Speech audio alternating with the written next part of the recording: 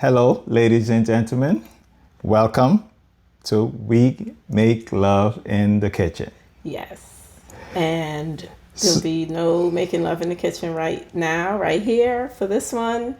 But Yes. we wanted to just say, up front, like us, subscribe to us, and send comments. Because guess what?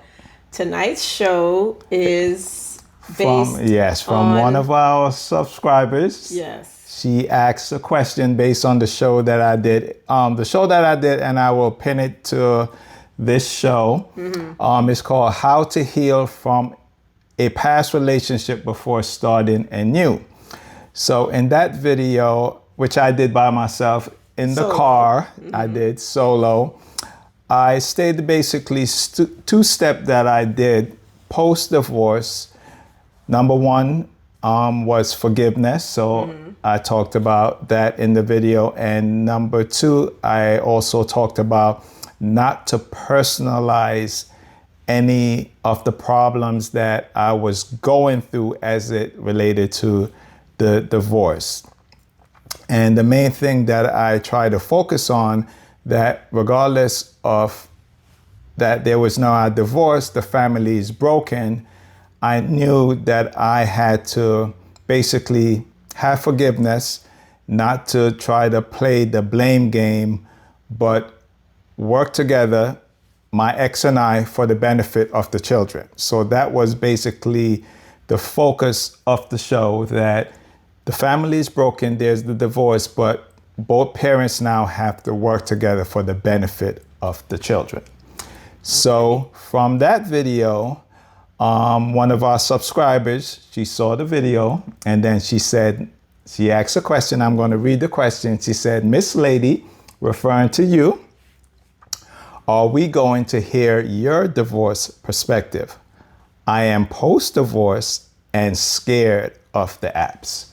All right. So my divorce perspective. Yes. So some of it is like you, but I was emotional. When I knew that there was going to be a divorce, once it was acknowledged, before legal paperwork were filed, I had to have a conversation with my father. Yes. And because I was raised by my father, so anyway, I had to me accept the shame I felt about my marriage not working. And I had to talk to my father and say, Daddy, I'm going to get a divorce. This is what I'm going through. This is the process. This is what we did. We tried this, we tried that, we did this, we did that, we did what we had to do, and I felt to save the marriage or whatever was necessary. It just didn't go. And so the divorce is happening. Yes. And my father, he asked the questions, did you do everything you could do to save your marriage? Yes. Yes. And he said, well, then I support you with whatever you do. I'm there for you if you need me. I'm good. I'm not, going to force you into staying. And he said that regardless of what happened in your marriage, I wasn't going to be a spectator to tell you, try this, try that, do this, do that, do that. Hit my dad's perspective on other people, on his children's marriage was, it's our marriage. Yes. For my daughter, because it's only my sister, my older sister and I were the only ones married. Yeah. So for my older sister, she's 3 years older than me. He said, I'm staying out of your marriage as long as your husband doesn't hit you. Yeah. I've got nothing to say about what you do in your marriage. Yeah. That was his philosophy. Okay. Now, it's kind of strange considering the man's mouth is this big and he always has something to say about everything. But I say, you, Daddy, you're staying out of it. You don't have an opinion. You don't have anything. He's like, no, like I have an opinion, but I keep it to myself. Yes. And as long as your husband was not hitting you, I was staying out of it. Yes. I was shocked, but that was my father's perspective on what he did or didn't do to influence his daughter's marriages and what was going on in the marriage. Yes. That being said, now having to face the shame of the ending of the marriage, Yeah.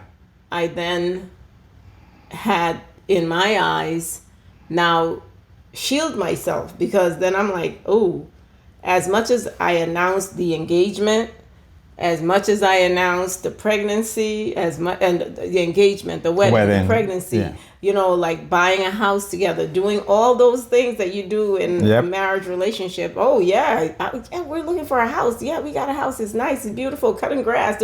You talk about all these things Yes. just in casual conversations with coworkers and friends and family, you know, casual acquaintances or close knit. Yeah. Now I'm like, okay, so do I go around and Publicize announce it. Yeah. this end? No, I'm ashamed, embarrassed, shamed, prideful. Didn't want anybody to ask me, well, how are you doing? How are you feeling? I just didn't want to deal with it, because it was to me, it was just pure shame, you know? And I didn't want that, because quite frankly, there weren't too many divorces. Now, my dad is on his third marriage, and he's been married for 20 years, 18, 19, about 20 years to the same lady. Yeah. His third wife is the charm. Yes. So he's married 3 marriages, my father, and the third wife was the charm, right? But either way, divorce wasn't popular. Yeah. You know, it's still, you know, maybe this day and age is normal, but wasn't popular. I felt shame. Yes. So then I had to say to myself, okay, I feel the shame. What do I do? Mm-hmm. I started distancing myself from conversations Yes. where people would talk about their spouse. I didn't tell them I'm a divorce. Now, I went through with the divorce and everything on the down low. Yes. Moved out of state, came back home to my home state. Granted, the states are next door to each other, right? So came back home to my home state, bought a house, had people at my job still believing I was a married woman. Yes.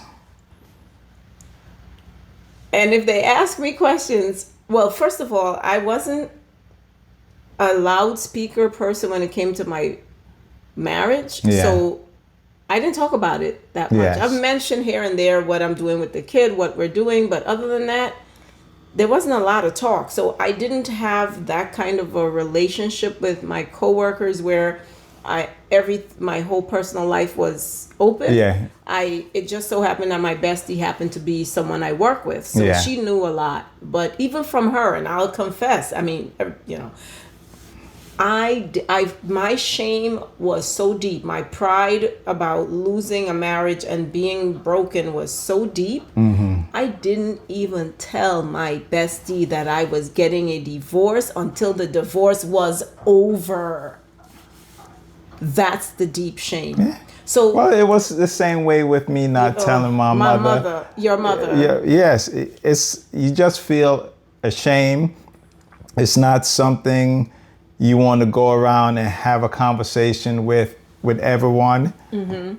You just want the process to be over and done with, and then it's like, how am I going to break the ice with everyone? So yeah, it's a sense of shame, but failure. That becomes part of the healing process when you begin to tell people. But it is not easy. It's not easy. Listen, I'm a unicorn, mm-hmm. right? So I was advised that it's nobody's business mm-hmm. if I'm a divorcee. So I don't have to announce it to the world, to the rooftops.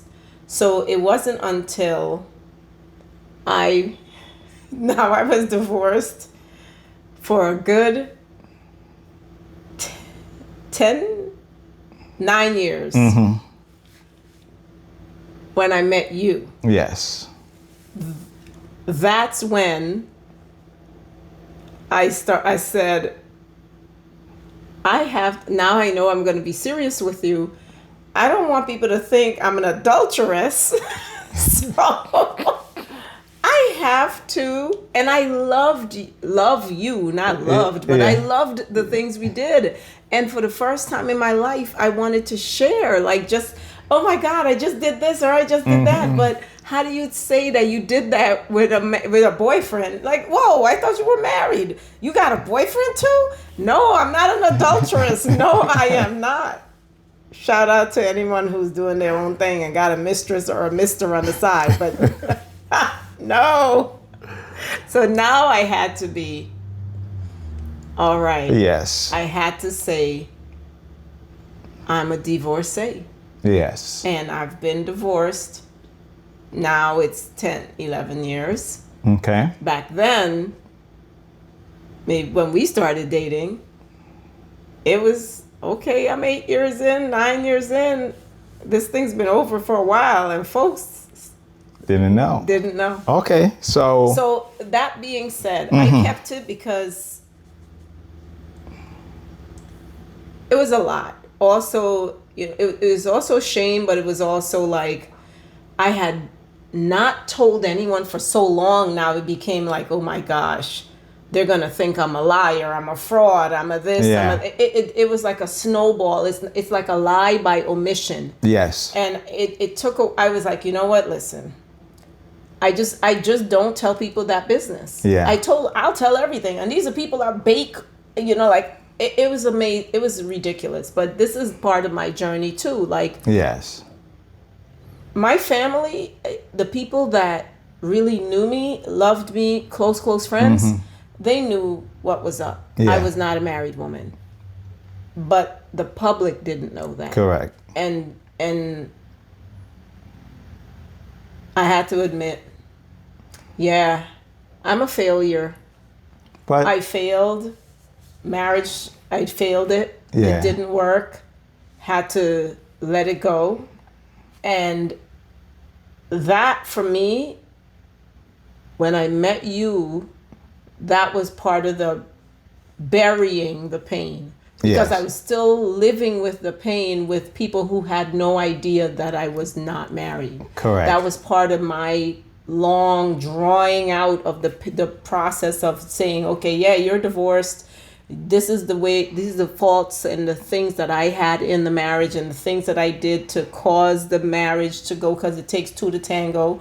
I'm not an angel. I had my part in it, right? Yes, correct. So, but it took years for that. I did it with my private life with my family, but I didn't do it with my public life. Yes. In a way that would allow people to say, okay, Woods is divorced, but not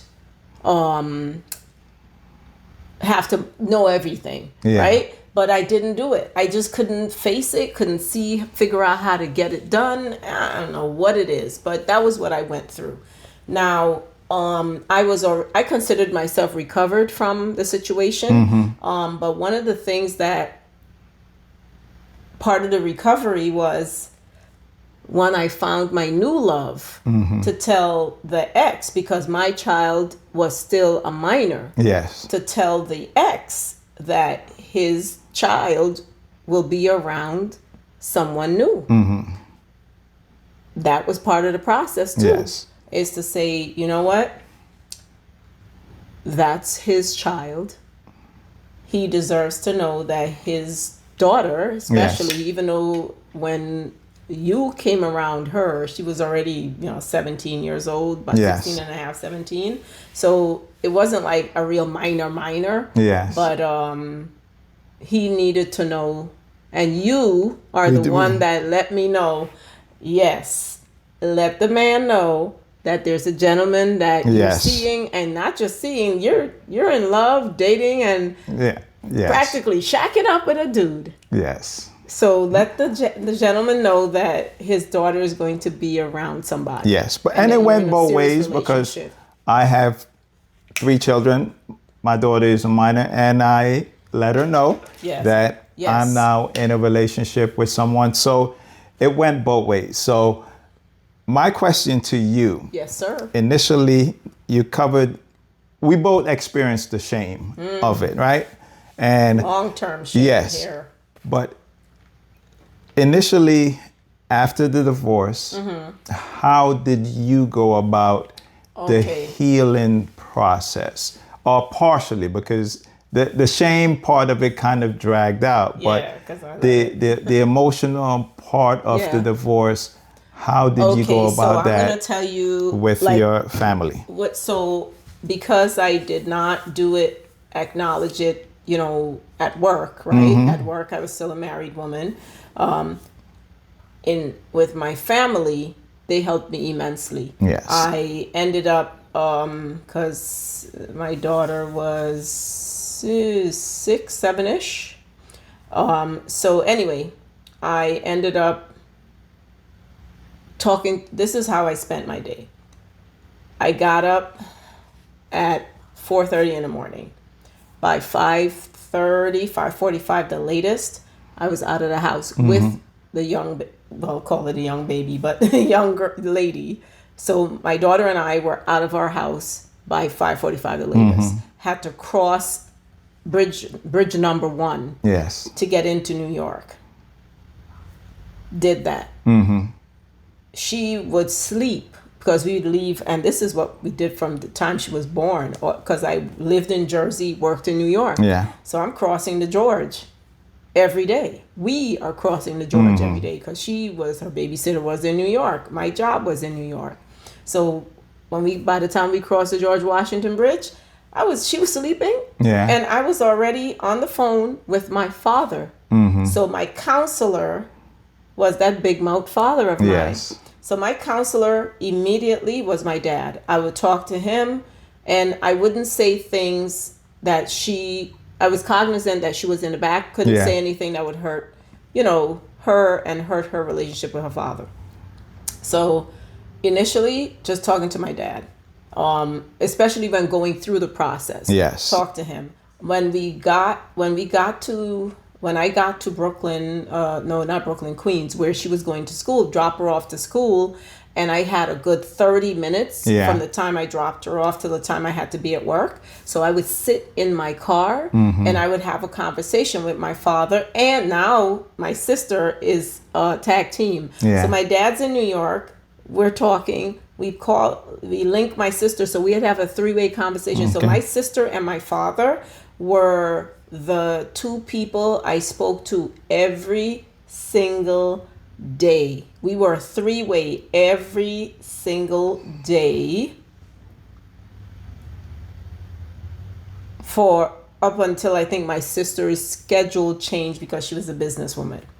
So, and I know I lie, until COVID, when I wasn't driving into work anymore. Even after the divorce, like my support system, my sister and my dad, every day, 3-way conversations. How are you doing? And this by then my daughter was in school.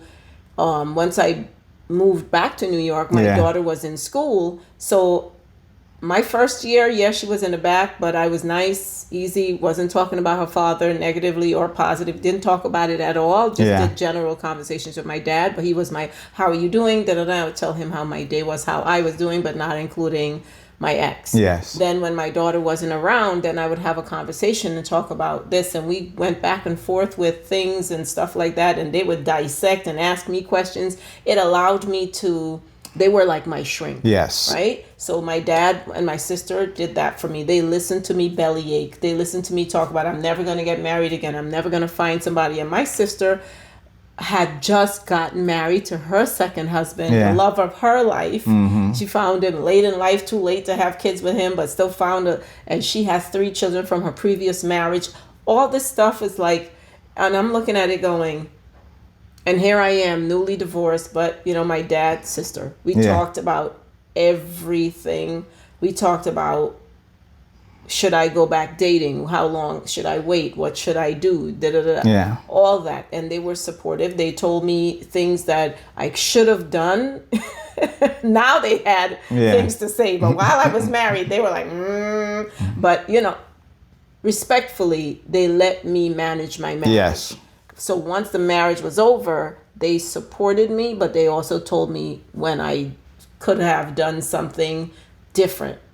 So this way, getting into a new relationship, Yeah. I would say not do the same things I did and not behave in the same manner, expecting to get a different result. Correct. So I sought the counsel of my family. Now, I won't lie. I also, my bestie, once I told her, and we had a crying session, that I was a divorcee, and she said, "You didn't tell me." And I said, "Girl, you don't know how deep this shame was. I felt like I was a criminal." Yeah. And everybody would look at me like a crook. I mean, it's just bad. But anyway, and I told her I just couldn't bring myself to say anything till it was done. Yeah. Because I would have spent my time crying all day long. Yeah. And I didn't want to. How could I go to work crying? Yeah, yeah. No, because it was bad. So counseling with my family helped me a lot. Yes. But another thing that helped me were, and I'm going to give a shout out, the love and the care, the hugs, the forgiveness, activities, and Bible studies from Queens Baptist Church. My best friend got baptized there. And through her baptism there, I sat there that day in October and I said, wow, this is not like it. And the music was fantastic. It's like I felt the vibrations of whatever. And I was like, oh my gosh, I think I found people who I can connect with, but not like spiritually. Yeah. So I got a Bible, and I actually bought 3 different types of Bibles. I bought a Bible. I read the Bible, and whenever the pastor would have a passage, I would be in there reading that one, the one before, the one after, going through. And it's funny, but going to that church the second year after my divorce helped me a lot, because I felt a little lost, and I felt like I needed to get back to what I had when I was a child, which is funny enough. And that was like my granny. So my granny was the one who was really, I call it a Bible thumper, but my grandmother was she had a heavy belief in God. Yes. And she instilled that in all of us. Yes. And so we used to go to Sunday school, read the Bible, learn the songs, learn the lessons, and learn about just being a good human. And I felt that when I was there, like I was getting close to my granny again. Yes. And it was emotional, and I was emotionally open and emotionally vulnerable, but it helped me immensely to connect with human beings who literally gave you a hug. Because, we greet people and hug them, and you're like, oh my God, I like this. Yes. And I got a lot of that, and I got the word, but I got a lot of love, and it built my confidence again, where I did not feel like I was missing a lot of things. And yes, I may have said, okay, I'm going to use the activities in the church to fill the void that was there when I was an active participant in a marriage. Yes. So it replaced a lot of things that I did not have when I was married. I had a bigger community. Yes. I had a cooperative community. I had activities I could do. And then eventually I ended up becoming an usher. Yes. And that kept me busy, but I felt that I was also giving back. Correct. So it helped. But I did feel like there are times when I wish I had a sweetie pie. Yeah. When it was time for activities where people would bring in family, spouses. Yes. And you're like, okay. Yes. I don't have a sweetie pie. So in terms of rediscovering who I was outside of the marriage, that's where I think the church, my family, and my friends helped me to do that. Yes. And I'm grateful to them for that, because I didn't, and it cost me nothing. I didn't have to pay for a shrink. I didn't drink a lot. Yeah. Well, and drugs were out of the question because I always feared that I would be the one person who would become addicted to something Yeah. and ruin my life. Yes. So I didn't go that route. Yeah. And I did. So for me, it was just a lot of talking with family. Yeah, because you have to allow yourself to heal. Yes. The shame and all that comes with a divorce, the separation of the family, the children, financial assets. It's a lot involved in the process, and you have to allow yourself to heal as well. And forgiveness plays a huge part in that Took me a while. Yes, it plays a huge part in it because it could lead to hatred. Yes. And with hatred, you can't defeat it. It will just slowly consumes you. And that's why that was my focus, to forgive, because I knew it can consume you. And then now you're taking your anger out on other people. Yes. And that's why forgiveness is important. It's not necessary for the other person, regardless of if they're doing or saying bad or good things about you. It doesn't matter. It's more so for you to heal, have a clear head as you look forward to rebuilding your life, because it's a rebuilding process. So I didn't, I read, I study the Bible as well. So I understood forgiveness, and you also have to practice it. So that's what I did.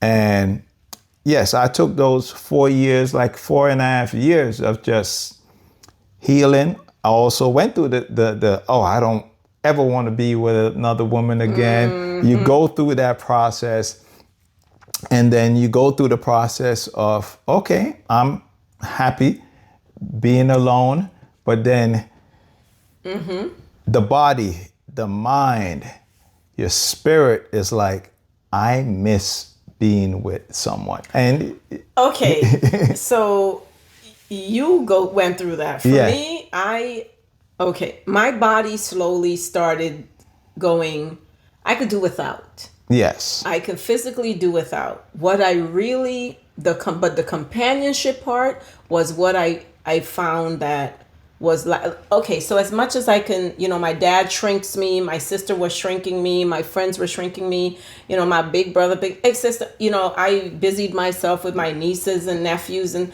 everybody, spread myself here and there and was busy and was available. Because you're coping. Exactly. So I replaced a marital companion with a bunch of other activities. Yes. Ate up my time. Great.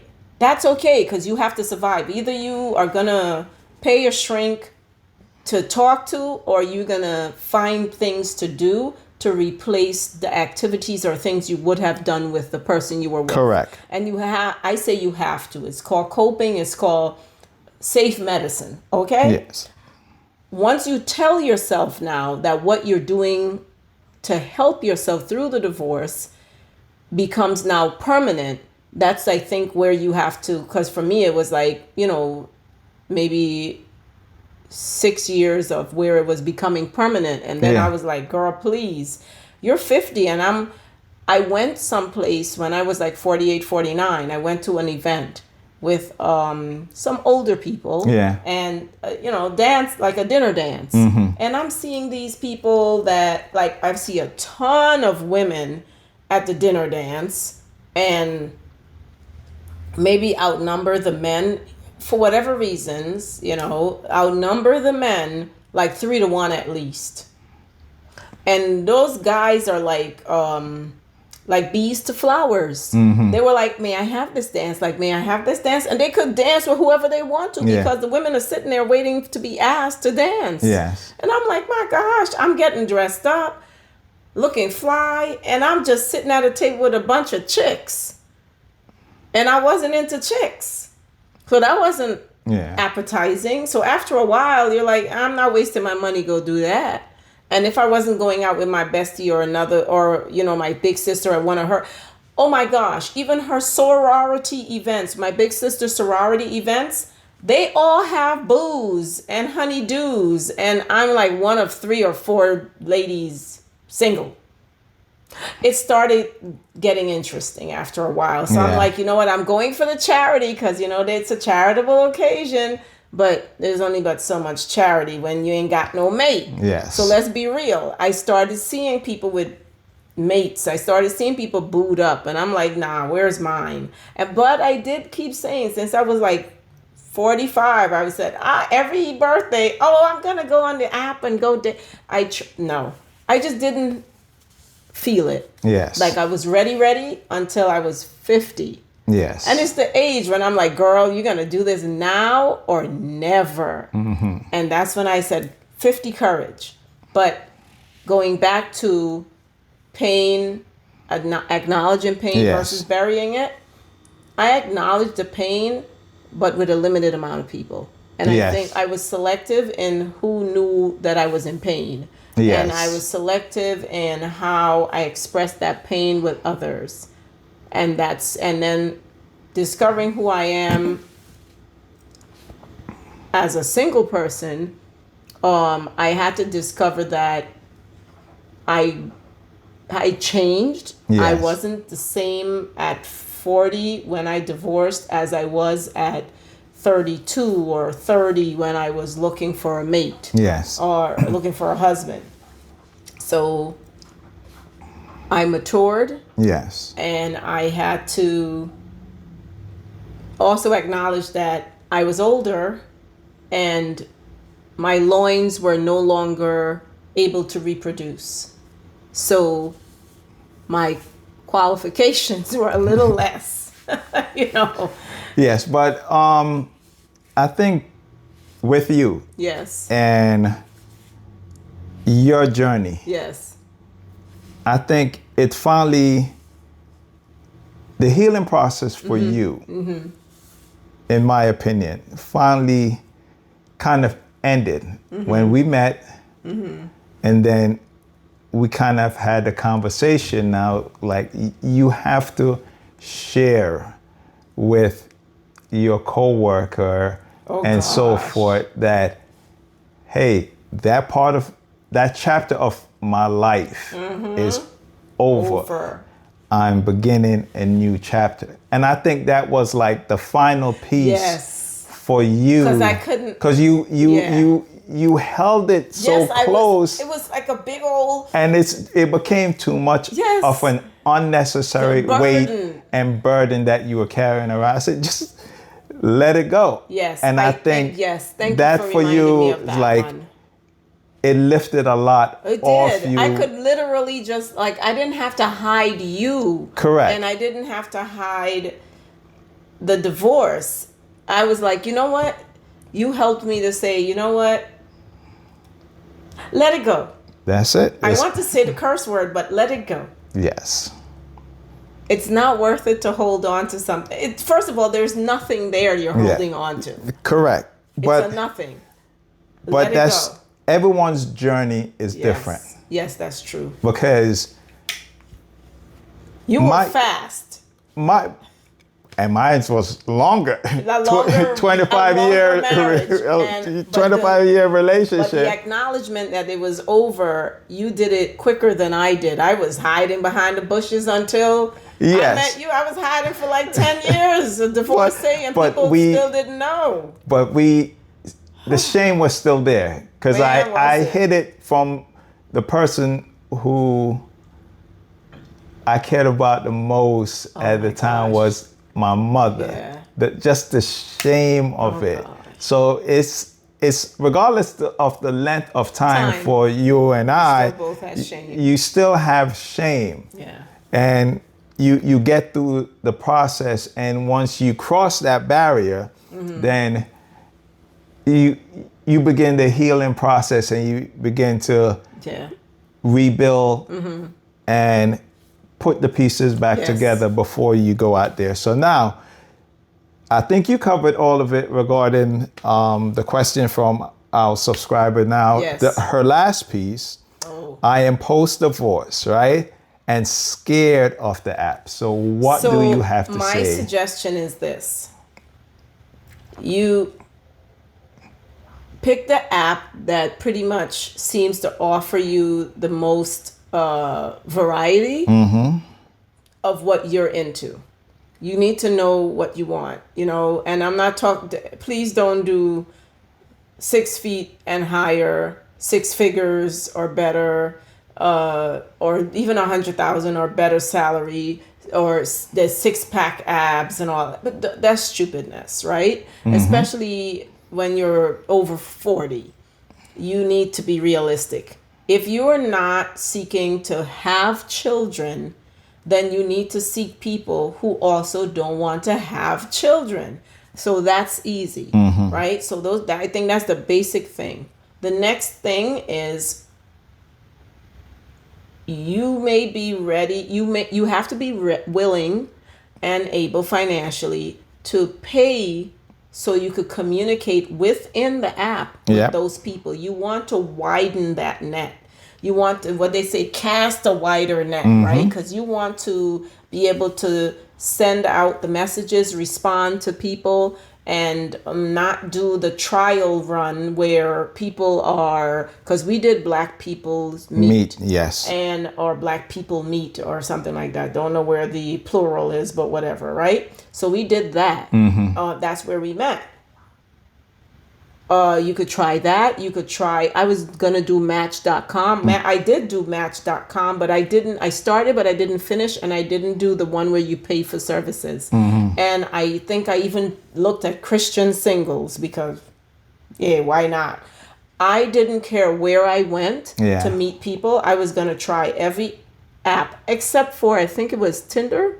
Yeah. One of them is just straight up sex. And I know I wasn't going to be like, yo, I'm 50 and I'm looking for a hookup. No. So that wasn't it. So I was looking for a person who wanted a serious relationship. So you're looking for apps where you're not doing hookups. Some people met on Bumble. I guess Bumble is a thing for Black people. I only did Black People Meet. That's the only one I did. All I'm going to tell you is an app is just an app. It's like saying, I'm going to go to the store. You could either go to Walmart or you could go to Target, but you're going to find similar things there, right? You're going to find clothes. Yes. You can go to ShopRite or you go to Stop and Shop. You're still going to get stuff. You could go to Key Food or C-Town. Those are supermarkets for New Yorkers.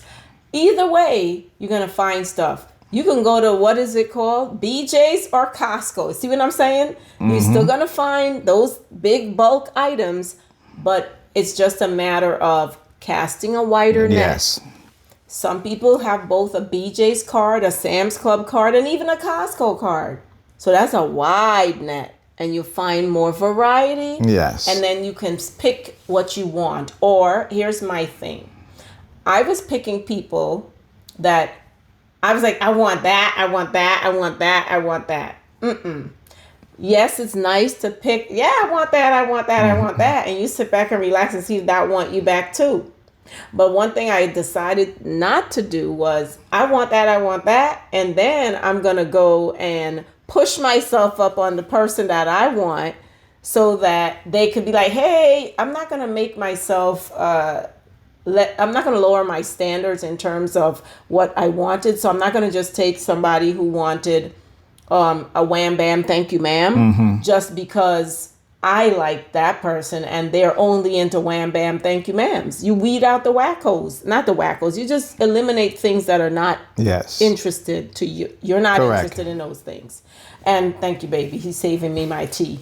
And the other one was, what helped me was relaxing me and letting the man choose me. Letting those men say, I like her.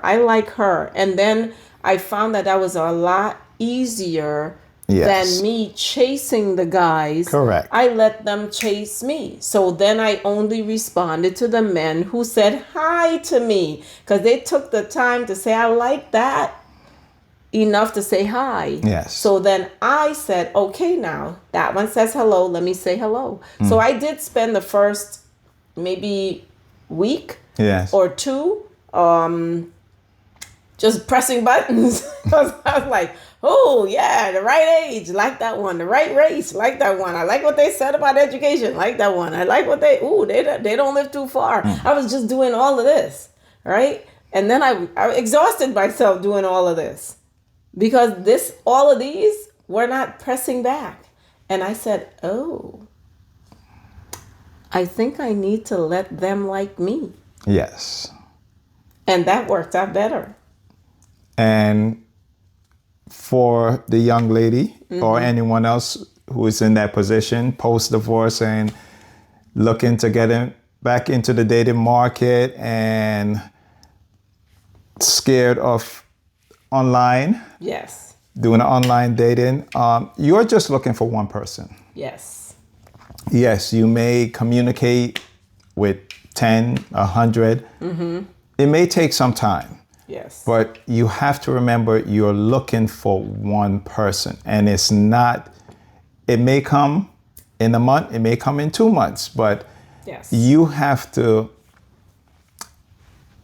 being with you, I would never, there's one day with you and being alone, I wish I could go back to being alone. No. And it's that pursuit of that happiness, the joy, the connection. Yeah, I definitely You don't know when it's back. going to come, but the pursuit of it, you never know what God can do or will do. Yep. You just have to keep trying. And just be in your profile, just state truthfully what you want, because no one that's born on this earth exists alone. You needed your parents to be there to feed you and bring you up. You have connections with your brothers and sisters, with your schoolmates. Life is not meant to live it alone. So when you get now into this stage, and grant you, whatever happened that led to divorce, you take some time to heal. But especially as we're getting older, I don't want to be alone. And you're older and wise, and then your children may be grown. You're at the stage now that you want to enjoy life. Yes. So I would have stayed on the app, maybe gone to different apps until I found that person. Because you still have to be patient. Yes. You have to look out there, creeps out there, both men and women. So you have to look, there are creeps out there on both sides. But if you're looking for a long-term serious relationship, just be patient in the process. Yes, it's a learning curve. Yes. The ghosting, you're talking to someone for 2 weeks, and then that's all a part of the process. But if you're really looking for love, don't give up. Yes. Love, like I told her, love always wins in the end. Love will win in the end. Oh. So just keep looking. We did. We found each other, and it is beautiful to be in a loving relationship with someone that you connect with, and every day we talk, we're happy. Yeah. And I hope that everyone else could find what we have. Listen, so that being what it is, thank you so much for sharing. Thank you for asking, because, hey, don't ask. What they say, a closed mouth does not get fed. True. So my thing to you is try everything. Yes. And in life, really, like, our relationship is not about status. I'm a public servant. He's in a private sector. And we're out in public because of social media. But Correct. other than the social media part, social media has only been part of our relationship for 2 months. Correct. We were extremely private before then. Yes. So this is not what you have to do, right? Yes. This has nothing to do with our relationship, because trust me, drop it in a minute. And if it looked like it's taking over our relationship for the not so good, I'm like, honey, Yep. no. I'd rather go climb a mountain with him. We want to discover all the state parks in New York State. That's what we're about. We're about, like, trying to grow. We are about plants, and we're about healthy living. Healthy living, and yes. this is just us showing you what results we're getting Yes. from doing the things we do. Yes. And we're cheap people living cheaply, trying to make, $1 out of 50 cents. That's it. And that's it. There's no money that comes into play. I don't look at you and see dollar signs. Actually, I do. I see dollar signs when I think about how much we're going to save. Yes. And we're going to get a Winnebago and get like 10 acres of land somewhere in Tennessee or someplace hot. Wherever. As long as it's hot, and we could grow our garden. Exactly. And build our garden. So just find somebody that is okay with you dreaming. Yes. And is willing to give you the gentle reminder to come back down to earth when you go too crazy. Yeah. And it doesn't have to be we'll talk some more, but still know what you really, really want and find someone to work with you and negotiate and keep you grounded. I think that's important. Yes. And just be patient in the process, and we'll continue. Tomorrow, I think we have another topic that kind of adds on to this one. So I think that's it. We covered a lot. Yeah, how you wearing red? I know, right? Is that one of your favorite colors, huh? Yes. And I was not wearing red today. I was wearing blue, but I came in and saw my sweetie and I said, okay, we could just wear red together. There you go. And it's like a Christmas color because he's not a Christmas celebrant type of person. So I put on, this is our Christmas red. This is going to be a postcard, Christmas card. You're going to be like, I did not approve that Christmas card. There you go. Love you, baby. Love you too. See, he lets me rant and go on. All right. That's it. Like us, subscribe to us. Yes. Send us more comments. We love critiques. Yes. And we can't wait to chat with you some more. Yes. Garfield and Amelia, as we make love in the kitchen on the couch.